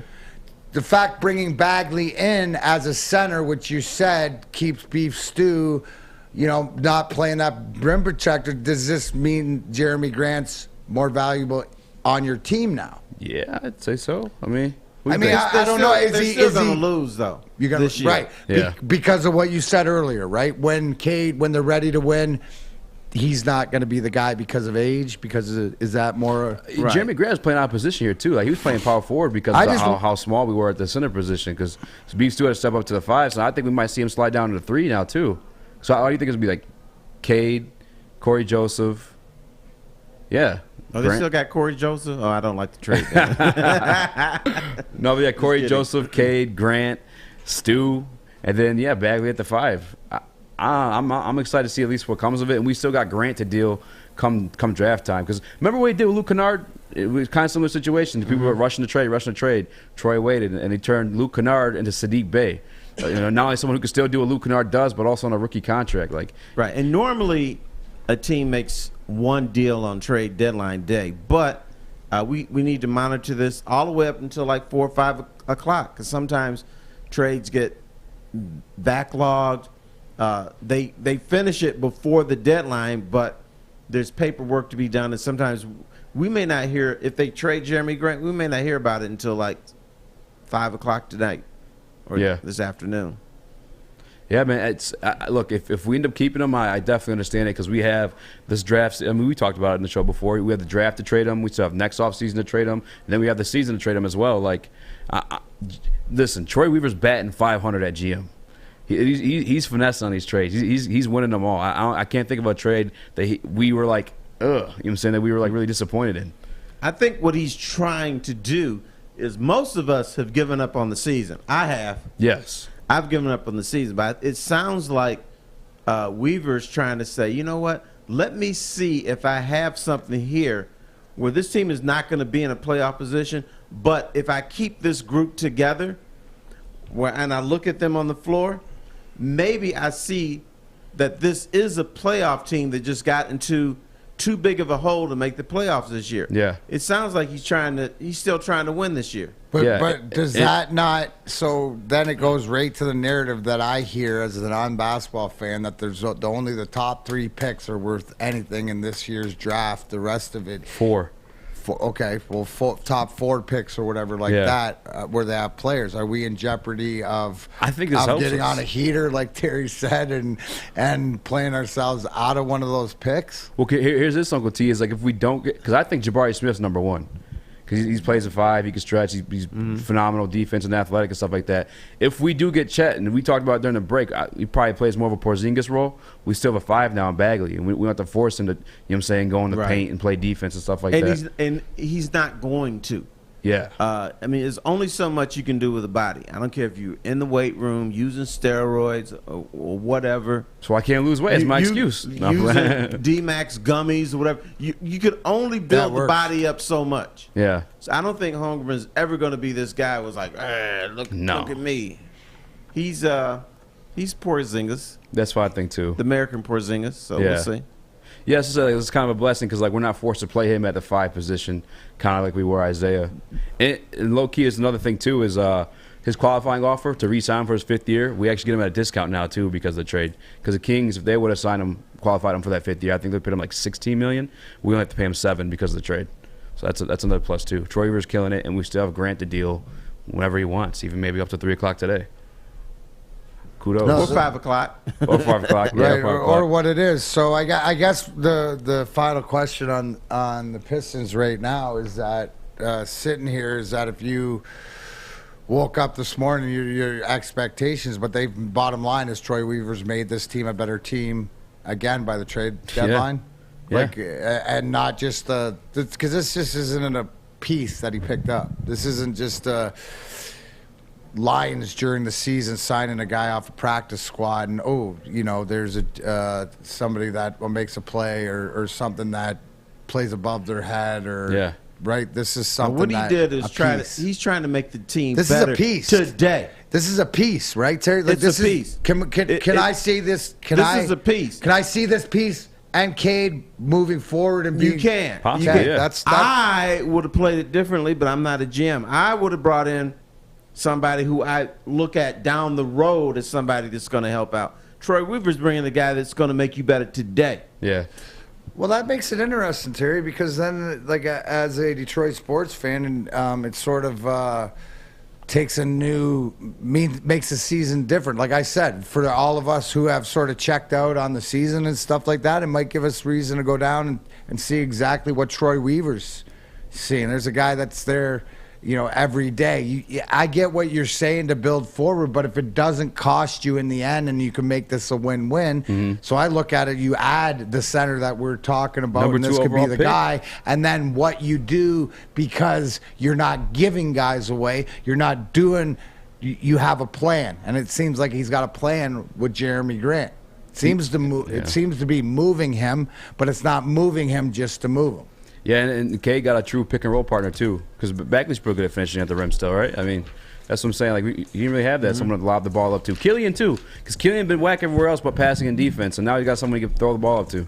Right. I think the bottom line of this, D-Mac, Weaver's trying to get you to come to some more games this year. Okay. He wants you to I don't mind Let's that. go. I don't mind that at all, because there's something, because if it's not like, because it doesn't feel like he's selling it out like fill the stadium. He's to getting us to take notice, to go, oh, okay, to your point, because when you say, oh, he's going to see if put himself in a hole, but he's got something here bigger, because that could benefit moving the forward. And I think he's conceding he's going to get one of those top 4 guys you talk about. Yeah. He's going to get one of those top 4 guys. I got my rim protector, and we can worry about Jeremy Grant later. That was my question, too, is that can you add this guy, go out, go on a streak, show what you can be with, and still have amassed enough losses at the beginning of the year, it doesn't hurt you, even though your team now doesn't represent what your team is or what, right? It's not that bottom of the barrel team. It's actually got more potential moving forward, a few more pieces. You know what? That might be why he's waiting to move Grant too, because right? When I look at the Pistons, I say, you know what? They got some good guys that can do a lot of stuff individually, but what they aren't, they don't play as a team, and they don't defend. So yeah, you can get some dudes. I can score 20 points tonight. Good. I can score 15, 20 points tonight. Good. I can score 30 points. Good. But I can't stop anybody. I don't play with my teammates. We're not a team. The Pistons, to me, are a bunch of individuals who I think most of them are going to become very good NBA players, may not become good NBA players here, but they don't have that thing, like, you my boy. You know what I'm saying? You got to have that. What's cool about all these guys being young is they'll probably develop that too, going through these trials and tribulations of growing into the league. Because even Bagley young, you know what I'm saying? And I think it's just brilliant too, because he's a true 5. And if we don't get the number 1 pick, all the rest of those guys kind of fall into 4s. I think Blanchero ends up being a 4 in the NBA. I think Chet ends up being a 4 in the NBA. So Troy's the man. He's killing it. For a small market team to do what he's doing right now, like, for a what? You love it. A small market team? We're small market, right? I was Detroit small market. That's the we got 4 major sports, bro. How can you be a small market? You can be a team that sucks. You can say that. You can't say small market. Mr. Easy is falling. You're falling to the trap from the organizations when they don't want to pay somebody, or they talk about, oh, our payroll, we can't go. We're a small market team, but Detroit's got the 4 majors. Detroit is expected to compete for championships in 3 of the 4 sports, not the Detroit Lions. And so I made me cry, debate whether this is a small market team. Yeah, it's not New York. It's not Chicago. Free agents don't really want to come here. Yeah. But they can pay. The Illiches can pay if they want to. Mid-market? Is that where we're at? Yeah? What? Mid-market? I don't care. I got 4 cups. What do you want? I got Cintron too, you know. See, Darren use that line anytime you want. Here, I'm going to accuse Darren of being a snob. This is big market for him because he played for the Wings, and free agents wanted to come play for the Wings. Yeah. The Wings are considered the New York Yankees in the NHL. So at least when I played. Yeah. Yeah. So I buy it. What do you want? What do you want from me? It's only the experience. You're and the a legend. experience, guys, let me tell you. D-Mac. Of this Cintron world. What? Snoot. Thank you. You're Snoot. I'm Snoot Dogg. We got Snoop Dogg and Snoot Dogg. There you go. See, it's the nicknames. Go with the nicknames. loves Cintron World. Guys, you can too. It's an inspirational lifestyle beverage brand with a line of sparkling flavored energy beverages, premium bottled water, and revitalizer shots. Cheers to you in the booth there, Sawyer. Cintron's the official energy drink of the bougie Detroit Red Wings. Proud partners with the Detroit Pistons, exclusively served at Little Caesars Arena. If you're looking for premium ingredients, long-lasting energy, balanced hydration, essential vitamins, and great taste, Cintron is your top choice. Buy online at CintronWorld.com with promo code RedWings10. Save 10% with shipping included. Cintron is more than just a beverage, it's a lifestyle. And Cintron doesn't just fit into your lifestyle, it enhances it by encouraging you to look good and feel great. Drink it, live it with Cintron. Woodward Sports Network, Easy, T-Foss, D-Mac. We're going to talk some Lions when we come back here. Big D Energy. Big D. Everything that we've hoped for, finally. He's going deep, right side. Oh, that is Edwards out there. He goes up in the air at the goal line. Hey, it's Brandon Edwards here, wanting to welcome the sports marketing agency to Woodward Sports Network, to the family. Glad to have you guys. For the last decade, the sports marketing agency has literally leveraged athletes around issues such as mental health and substance abuse.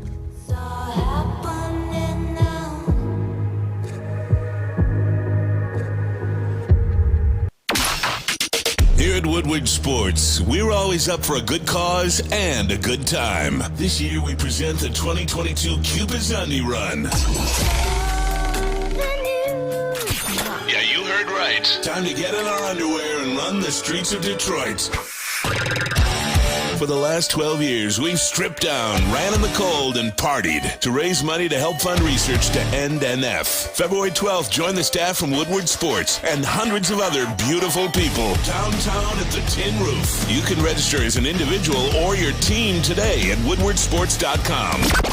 So start doing those squats, sit-ups, or just some 12-ounce curls.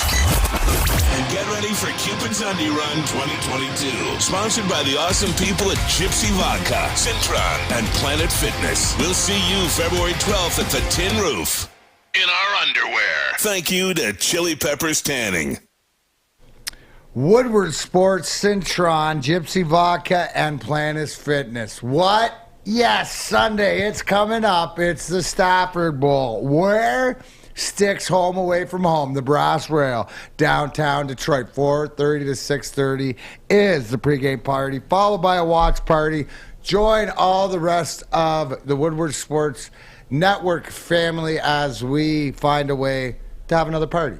It might as well be the Stafford Bowl or Ashawn Robinson, as Neil will I was going be to wearing. say, you haven't talked to Neil Rule then. He's wearing his Ashawn Robinson. It's the Ashawn Robinson Bowl. I know that. I'm Robinson just reading. Ashawn. I'm reading the specs, what they're on here. All right, they didn't talk to Neil.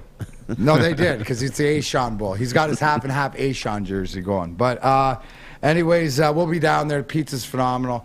I will be having the tater tots fully loaded. Those are the Shiz Diggler. If you've never had them, I'll see you down there. I'll probably be down around 4:15. You know who introduced me to the tater tots? It was you. Yeah. How good were they? Delicious. Thank you He very introduced much. me to poutine, too. Well, that's, the Thank you for poutine. that. Detroit Wing Company. Can't beat it. Poutine. Hometown. You might have trouble going over there and getting it right now. But let's talk about the Detroit Lions here. Obviously hiring Ben Johnson. 24 hours after hiring 35-year-old tight ends coach Ben Johnson. I guess Amon-Ra St. Brown had some things to say that were very positive in backing who they hired. I mentioned this yesterday, Terry, that's sort of, yes, this kid's 35, but he's been in the show for 11 years. The fact that was with the Patricia, was with the Quinn regime. This is not looking at it at whose boy is this, who brought him in. This tells me that this is the right guy for the job. And just reading him on Ross St. Brown, shared to Jay Score, he said Ben Johnson especially presents really well. He's super confident up there. He knows what he's talking about. You can just hear it in his voice. Knew he was a super smart, special dude. So when your number one receiver or guy who you're probably going to lean to in the playbook, you have to be on the same page. I like to hear that. But is this the right hire in your opinion? You've been around there. I think it is, but let me just say this. I don't care what Amon-Ra St. Brown says. I Right. really don't. Because we're dealing with the Lions for years. Everybody that comes in is the greatest. What I care about is what other people outside the Lions are saying. And they're saying great things about this guy. So that encourages me. And that's Super Bowl winning. Not Super Bowl winning. I'm jumping ahead of there a little bit. But Zach Taylor. What's your bet on? Who am I bet on? Are you betting on Cincy?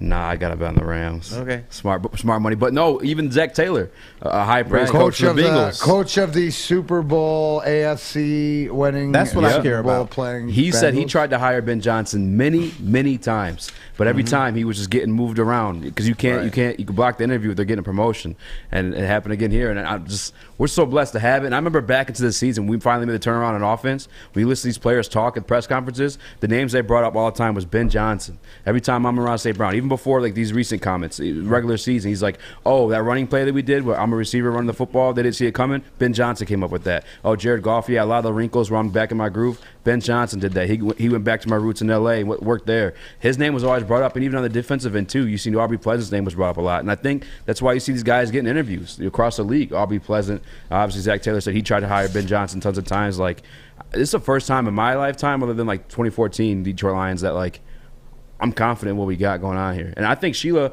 I get the Fords have their history as ownership and stuff like that, but I think Sheila's doing stuff a little bit different too. Like I'm giving her a clean slate from judging her on her parents' mistakes. She is doing things differently because the parents, they just hire people they liked. Yeah. And at least Sheila Ford, and I'm not saying this is going to work out, but at least she said, okay, let's do a national search. Let's get experts in who know what they're talking about, who know the NFL, and we're going to go from there. As opposed to, I like you, you my boy, we have scotch together, you're hired as my GM. Yeah. That doesn't work out. Yeah, I learned that the hard way this week. Shout out to my guy, Michael Gentry. He's supposed to help us out with some YouTube clips yesterday. He's supposed to be helping an intern, doing clips, stuff like that. My man ghosted me yesterday. But I went to high school with him, so I hooked him up. I'm like, yo, yes. But I was like, okay, what you saying, T-Foss? My man Mike, you got me, dog. Where you at, man? What isn't it? But here, Terry, and let me go to you because the ineptitude of the Detroit Lions, we've seen it to whatever. The fact that not only coaches in our staff being talked about, but also too, sort of being interviewed and being plucked off our staff gives you a bigger perspective of how it's viewed from outside. That really, that Brad Holmes, that Dan Campbell, that they're putting the right people in the place that these guys are respected. You know, that's one thing is that there's some respect being put on with the Detroit Lions, whether it's small but in different places. It is the respect factor, but to me the most important thing is they're competent. I have confidence that these guys are going to put players in the best position to succeed. That's what they're supposed to do. Mm-hmm. As opposed, I go back to the 90s. Wayne Fontes hired one brother as his defensive back coach. When he got fired, he hired his other brother. So I had a problem with this. And now, at least the Lions, and we talk about no Lions head coach has ever had a head coaching job. Well, guess what? Not many of the assistants get other jobs where they are promoted. Yeah, the Lions offensive line coach is going to get hired as somebody else's offensive line coach or maybe the linebacker coach or something. But normally, they're not hired to be an offensive coordinator or an assistant head coach. Now that's happening, and that should be encouraging. It all is, man. Even going to like the Malik Willis hype.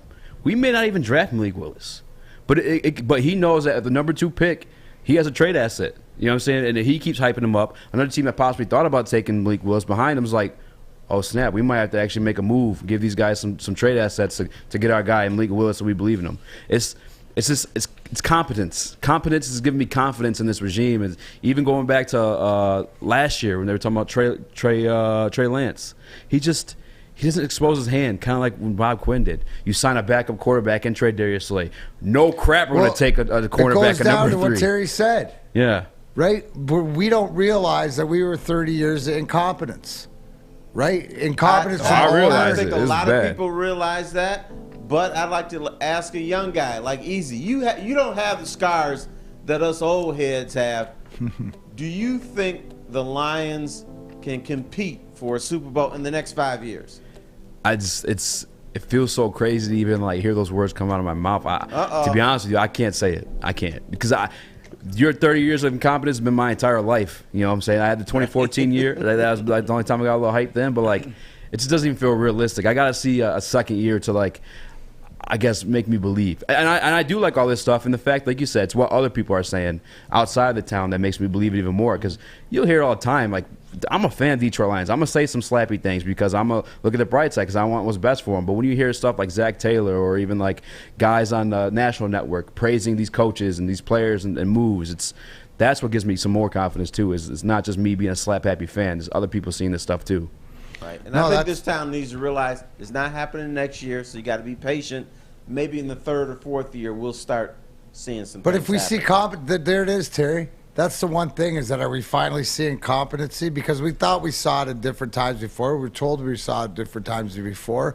But now are we really seeing it because outside of here, outside of the fan base, they're telling us, yeah, you're seeing it right. It is slowly but surely. So now it's building that foundation that has never been built before. Well, right? Confidence, and I'm going to throw in the third word. Okay. Cohesion. Woohoo, the 3 C's. That's right. Because I used to nickname the Lions franchise 3 Mile Island. One, the players would say, not on us, it's the coaches. Coaches said, hey, don't look at me, it's the management. And the management's looking, no, don't look at us, it's the players and the coaches that are screwing this thing up. So now you're getting guys that believe in the same thing and that they're on the same page. So cohesiveness. You know what? It sounds like they're following a trend. So what were those 3 C's again? Cohesion? Confidence. Yeah. And competence. Well, those 3 C's, you know what else? Like if the Detroit Lions get there, they're following along. Because who's that remind me of, Easy? That's Guardian Alarm. ABCD defense. Absolutely. The 3 C's of Guardian Alarm. They get it. Whether for your home or business, a good defense helps you feel secure. Guardian Alarm is state-of-the-art technology that helps you feel safe, all with 24/7 monitoring. Turn the lights on, turn them off. You know, control the temperature in the house if it's cold out. If it's on fire, the smoke detector will alert you, or that deadly silent killer, carbon monoxide. So if you want to be part of the Woodward Sports Network family, that goes for you, Detroit Lions, also. With the 3 C's, you can, but you need to call. Here it is, 1-800. Stay out. That's 1-800. Stay out. We need it for everybody on the other side of Woodward. That's 1-800. Stay out. Get out of my house. Stay out of Sam Flannel, Sam's, whatever it is, house, no matter what. Outstay. Absolutely. You can too. 1-800 Stay Out. Give them a call. Let them know Woodward Sports sent you. Guardian Alarm. Your local security experts. DMAC. That was tough. Experts. DMAC. Easy. T. Foss. Be right back. Woodward Sports Network. Hi, I'm Kay Cunningham. Working with Hall Financial to purchase my first home was easier than I could have ever imagined. They treated me like family from start to finish. Find out for yourself at callhallfirst.com. Make sure you download the Woodward Sports app in the App Store and the Google Play Store today. Take Woodward Sports with you wherever you go and listen live on your phone or mobile device.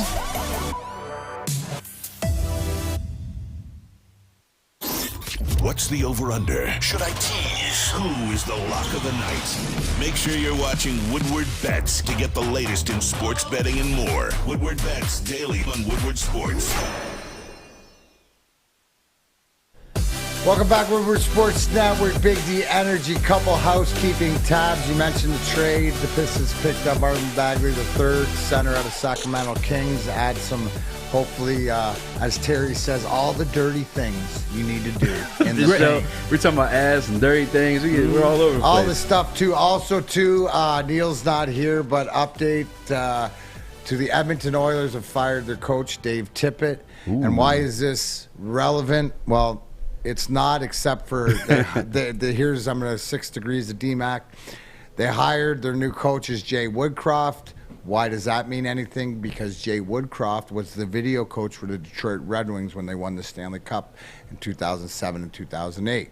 He was a Todd McClellan. When Todd McClellan, who was the assistant coach, went to San Jose to coach, Jay Woodcroft went as an assistant. Great guy, great hockey mind. Hopefully he can do something there. But again, you got some Detroit championship lineage out there, which was, why does that hire make sense? Kenny Holland, as the GM, is familiar with Jay Woodcroft and his work. So that's how that works. Speaking of coaches, did you hear going around the NFL, Jim Bob Cooter, maybe back in the NFL, the Rap Sheedy and Rappaport reporting that the Jacksonville Jaguars that figures. Planned to hire an ex-Lions coach. Because right, Terry, to your point, and I figured it's a great segue where you said Lions coaches, they if you're a linebacker coach, if you go anywhere else, you'll probably just be a linebacker coach. No promotion. But is this a demotion? I don't want to be rude. This is a demotion. This doesn't count. This don't count. This is like him getting the job in the CFL, Jacksonville. Ooh. They are the London team. They always go to London every single year. So do you see? They just hired Lovie Smith, right? Yes. Which Lovie Smith, they did this. Didn't they do the same thing they did with Urban Meyer? They hired Doug Peterson.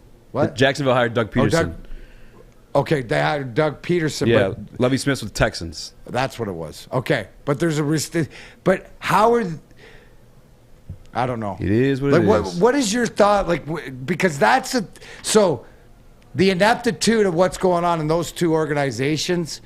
Do you see us as Lions fans? That's where we've lived for years and years. But you're telling me that we should, with what we have, the competency that we're seeing in these decisions, we're moving away from that. This is a good day because the Jim Bob Cooters are not with the Detroit Lions. Yeah.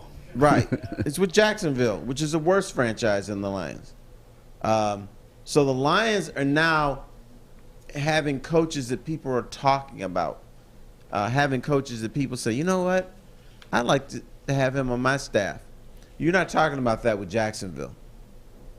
No. So, but they hired, the symbolism of this is they hired a former Lions coach. When he was here, nobody was talking about hiring this guy. Yeah. He's a nincompoop. Mm-hmm. So now he's no longer a Detroit Lion. So that's progress. Yeah. We got nincompoop out of Terry. That's awesome. Well, speaking of that, because if we're talking Jacksonville, we know they're the worst franchise. They're picking first. We're picking second. Mm-hmm. Are you locked in still on one of these? Is it still Hutchinson or Thibodeau? Is it that defensive guy, or has, through the Senior Bowl and as it tends to do, Terry, we get closer to the draft and time goes on, the narrative changes because there's so many different things. But I'm going to go back to the conversations I've had with people in the National Football League about how the Lions can be the king of the NFC North. They said the Lions shouldn't look at a big picture like, okay, we're drafting somebody just to go to the Super Bowl. They should draft someone who can disrupt the game for Aaron Rodgers, can make things uncomfortable for whoever the quarterback of the Minnesota Vikings or the Chicago Bears are. Worry about winning your division. The rest will fall into place. My philosophy is this. You need disruptors, and disruptors normally are defensive ends because they're the ones that are rushing the quarterback. They're the ones that tipping balls. They're the ones that have opposing quarterbacks looking over their shoulders, scared. So I would not abandon Thibodeau or Hutchinson. I seem to lean more towards Hutchinson because he's a hometown guy mostly, and I think he understands more about what the Lions need and my understanding, he wasn't really a Lions fan, but he's been close enough where he understands where this franchise is and how he fits into making this franchise better. Terry, you make a great point because I tell it, it makes me laugh when I hear this, oh, don't do it to the kid, being at home, you can't handle the pressure playing at home or whatever like this. Absolutely wrong. I did it. Was successful. Now, what he needs is the people around him and surrounding and more of the stuff to avoid off off the field than it is. But there's something too, because I look at him more so, and I don't know the kid and I haven't talked to him, but I'd love to. But does his motor, because my motor turned to be a Detroit Red Wing since I've been 8 years old, right? Since they stunk, since they couldn't win, but they could beat guys up. Since my uncle, since I was 10 years old, who worked at Windsor Airport, where the Red Wings would fly out, it would get me sticks. So I'm a 10-year-old, 12-year-old playing with real NHL sticks and having that affinity. I wonder what his connection is. Is it because my thing was I always wanted to be Robin to Bob Probert's Batman, and I wanted to, help Stevie Y win a cup. Now, I'm far-fetched and whatever at 8, 10 or whatever, that never deterred. To have a conversation with this kid that knows all about this, he might be as all in or focused to make that change and be a part of it as I wanted to be. Now, things, they don't happen, but that'd be the first question is do you know what you're up against? And this kid might be like, yeah, I want that challenge. D-Mac, let me ask you this question. When you were young, did you have your boys hanging around that you had to hook up when you turned a pro athlete, that you had to give them money or have them be a part of your entourage? It was called family. Did you do that? It was called family. Now, we're talking about people outside your family. That's why they say sometimes. No, you know what? No. Okay. Yes. Yeah, I got myself. I didn't. I did, though. Like, I would take care of my guys, but I never had to, like, when we go out, because I had it. We grew up, we didn't have it, so it was more of a group, but it wasn't, I was taking care of this. Family was more, and it was more, like, I'm not the one. Money and I don't like each other. I hate money, right? I like what it gets me, but, I can burn that stuff through. I'm lucky in life. I'm lucky in gambling. I'm lucky in everything else. So I realize that. That's my self-awareness. So it flows through everything else, and it wasn't like that. What it is having your circle and not being deviated from the path. It wasn't more so giving it, because everything I gave away, Terry. Right, but I wanted to. Were your boys doing criminal stuff, and you're like, oh no, don't get me involved in that stuff? No, or were they just they're a bunch of freaking dudes? Tomato farmers? Okay, drunks. But what happens in pro sports is there are athletes who cannot play in their hometown because their boys are doing stuff that they shouldn't be doing. Right. And then you got to say, you know what? I'm not participating. You know what they call you? A sellout. I get it. Uncle and you Tom. have to leave and stuff like that. And that goes to, how many times do you sort of see that? I can only speak by my personal experience, but I was... See, when you put the Detroit River and the border in the middle, like... It helps you out a little bit. Dude. And I don't think I've been back to Leamington in 7-8 years. I've been over to Windsor, but not before COVID or whatever. And you're probably not going in the next 2 or 3 life. days either. You can't get over. Everybody over come on over here, but that's all it used to be is everybody come on over here. But I didn't have that. I get what you're saying, Terry, and sometimes you have to remove yourself. So this is the conversation that I would love to have with Aiden Hutchinson. What does he know of the history? What does he know? Because it's Hutchinson, and forget the talent, but it's the same thing as what I talk about Dylan Larkin. The first time I met him and the conversation we had about Red Wing history, like immediately it was like we were two, even though he could be my kid, but it's like we grew up in the same, reading the same book, on the same path, talking about Waterford. the same guys, knowing the history and the Water respect, so it's the same tribe, the same army. I would be interested in, because if this kid is more like, I know what it's about, I want to be part of this, and the talent is there, that, to your point about the foundation, the culture, the old guy, the young guy, this and that, all comes into play. And why do I say that could make a difference? Because I lived it. Yeah, I was... For instance, even though he wasn't from Detroit, he's from Saginaw, close enough.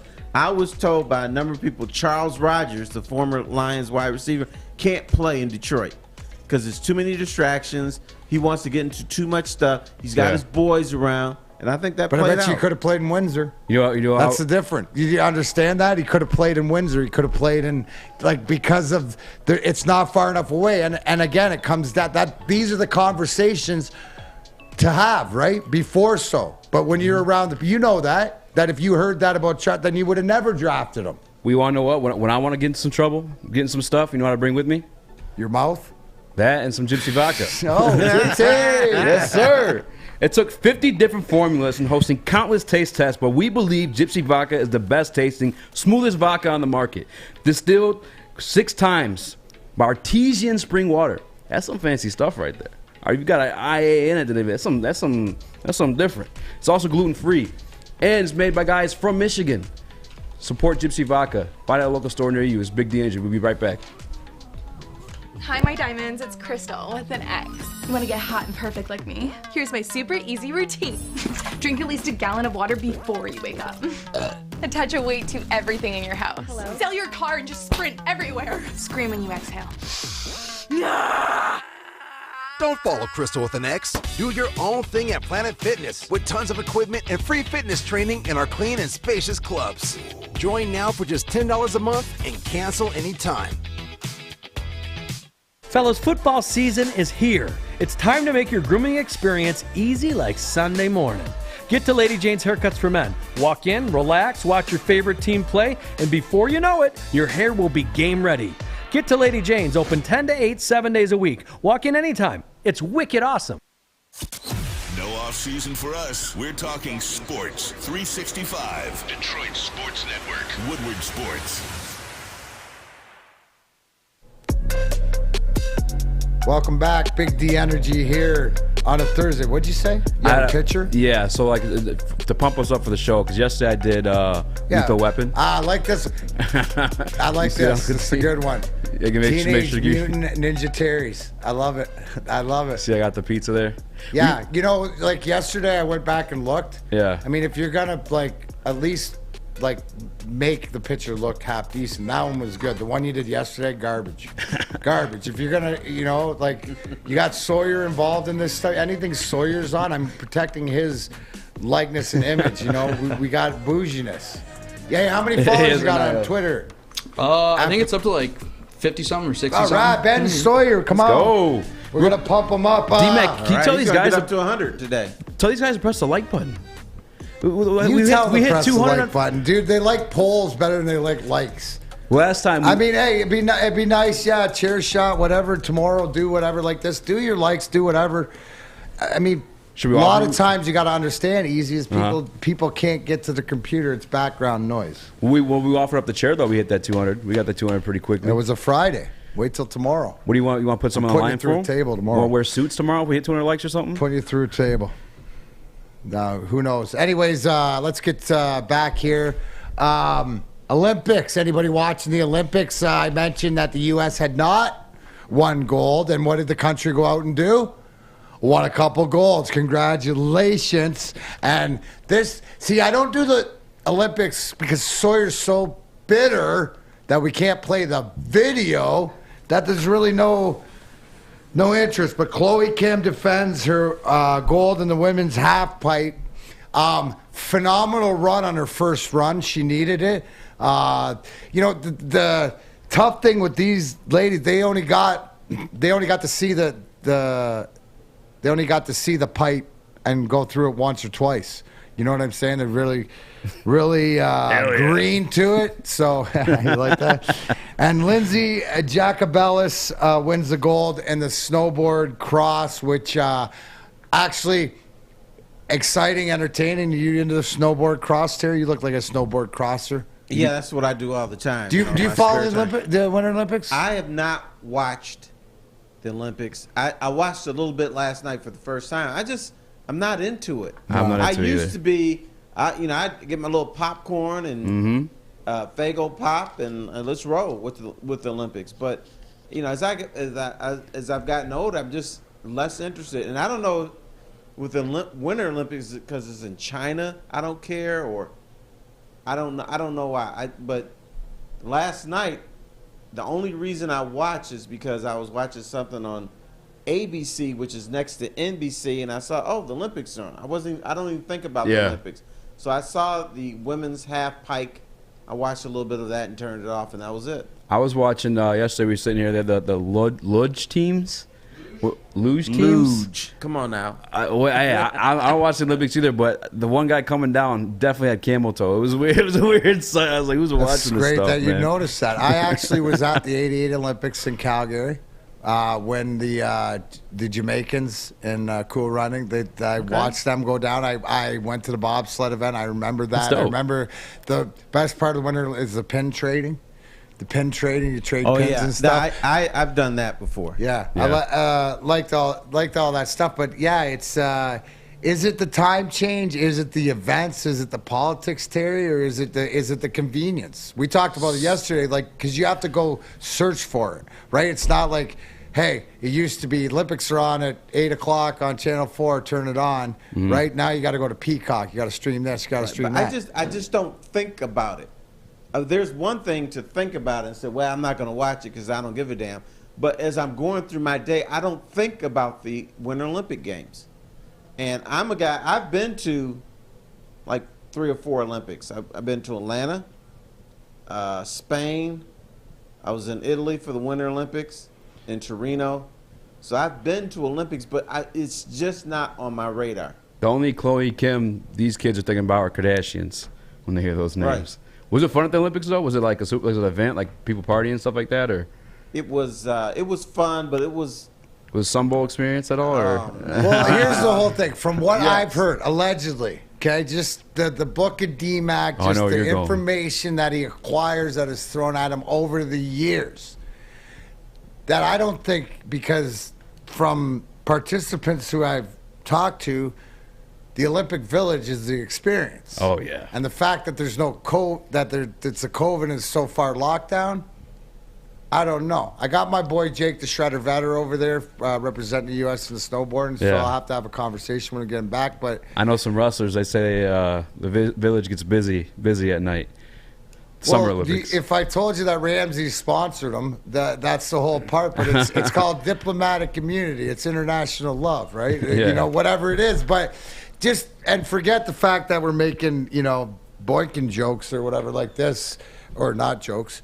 But the fact is that, think about, and I know from the United Nations that I lived in the dressing room of just having the conversations with fellow athletes or all-star games and stuff like this, but just you learn so much. You learn different things, culture, you learn different everything. That's true. All right, fellas, I even got some action at the Olympics. Let's go! Whoa, here we go. But the first of many, the Olympic T-Foss Action Jackson. She was carrying your torch? No, I was carrying my torch. No, we were at the bar. And okay, which Olympics? It was in Italy. Every single one. Torino, Italy.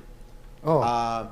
For some reason, that's how Sicilians were started. The lesbian lover of this was a Swiss. Yeah, the Swiss hockey team player liked me. Ooh. So we were having a few beers and stuff, and all of a sudden we smashing. Hey. Then she's like, "Let's go to Switzerland." I said, "Dude, what are you talking? We can't go to Switzerland." She said, "Oh, it's just right across the mountain. It's not that far." I'm like, "Really?" So, which would be, how would you compare it? Like from here to Saginaw? Yeah, how far? Well, here's the problem. There's mountains in between Italy and... And there are trains and stuff? She wanted to drive. Oh, shit. So I declined the offer. Should have called your boy and took her to Paris. I didn't go. Because she said it's only 7 hours, and I was doing radio, and I'm like... plus you already smashed it, so... yeah. Do I have to smash it in 2 countries? Is one enough? That's it. Yeah. And she wasn't that good looking to go on a 7-hour trip. Now, if she was fine, I would have gone. Yeah. There it is. I love it. Right off to the village. So I'm not far-fetched. Allegedly, from what I've heard, it's a diplomat. Now, the way things played out, the rest of the trip, do you look back and wish you would have gone, or you made the right decision? I would have been mad if I'd never been to Switzerland before, but I got to go a little bit afterwards, so I was fine with it. Well, I'm satisfied with my decision. Listen, you know what? You would have had me if you said Amsterdam. Let's go to Holland. I would have been. You wouldn't have found me back. But we got the big game, the Scotty Bowman Super Bowl 56 coming up, and you got to make sure that you get your bets down now. Tomorrow, right, Sawyer? Tomorrow we're going to have prop bets. We're going to do a prop bet segment. We're going to do a whole bunch of different things of what you can get yourself into. We know right now the Get Right special, our Neil rule, is heads on the coin toss. But you might have missed the big game this year with your team, but my bookie's double deposit bonus makes sure you won't miss the Super Bowl with betting. With no shortage of exciting prop bets, you and yours will be set for the best Super Bowl party yet. Sign up at MyBookie now. Use my promo code Woodward to have your first deposit matched instantly. So you can get in on all the action in Super Bowl 56. The only way watching the biggest game of the year could get any better is to get paid doing it. And MyBookie gives you everything you need to do it. From betting the opening coin toss to the length of the national anthem, Super Bowl prop bets are a great way for the entire party to get some skin on the game. Don't miss out. Head to MyBookie and double your first deposit bonus up to $1,000 by using promo code Woodward. Place your bets and get ready for an unmatched excitement of the Super Bowl. Bet anything, anytime, anywhere with MyBookie. If you have a problem, call the Michigan Gambling Hotline, 1-800-270-7117. D-Mac, T-Foss, easy. Big D Energy. When we come back, maybe we'll get a Super Bowl story out of Uncle T. Foss, Woodward Sports Network. It took exploring 50 different formulas and hosting countless taste tests, but we believe Gypsy Vodka is the smoothest vodka on the market. Don't believe us? Ask the owners. We're Mike and Adam Kazanowski with High Five Spirits Distillery. We're in close to about 1,200 locations throughout Michigan. We wanted to create a brand that was geared more towards freedom, love, adventure, and at the end of the day, we really wanted to tell a story that inspired other people to take risks, follow their dreams, whatever that might be. An event, 10 years in the making. Sunday, February 13th, Woodward Sports, Gypsy Vodka, and Cintron present the Stafford Bowl. Hurry up! Live broadcast at the Brass Rail in Detroit. Hey, keep stacking these drives now. Keep stacking these drives. Gotta have good ones every time we touch the ball. Come out with all of your friends for our pregame and stay for the watch party. Big drive right here, all right? We gotta keep pouring it on. Good fundamentals. Let's punch another one in, all right? Big drive. Let's go. The entire Woodward staff will be at the Brass Rail as Matthew Stafford and the Rams take on the Cincinnati Bengals. Come experience the Stafford Bowl on massive big screens, drinks, pizza, and DJs. One day, the Lions will make it there. Until then, we have Matthew Stafford and the Stafford Bowl. Let's go! That's unbelievable! That's unbelievable, and you know it. You know it is, though. See you Sunday at the Brass Rail with Woodward Sports. Back with Big D Energy, Woodward Sports Network final segment. Obviously, Super Bowl coming up. People, no matter what, the Bengals, Stafford haters, this, that, or another. I found something. Well, actually, Sawyer found something that I was thinking I might be able to entice a double story time for T-Foss today, because if we got into that Olympics, but if you look here, what I put up is 50, the 56, Sawyer, is it? Yes, sir. All the Super Bowl logos. Now, if you're watching this at home or if you're trying to listen to it, pretty much. Now, Terry, the first one that you remember, do you remember which is the first logo or whatever? Because as I'm looking at the logos here, to anybody who's watching, they put effort in early and sort of mailed it in with traditional the last, the same thing, maybe the last 10 years or so, making it mundane. Now, first of all, Terry Foster, how many Super Bowls have you been to? About 8 or 9. What was your first? I think, was it Atlanta? Atlanta. So that would have been... That's, they had peaches on their logo, whichever the peach one was. Do we know which one that is? Atlanta. It's Anyways, What is the most fun for somebody who's never been to the Super Bowl? What was the highlight?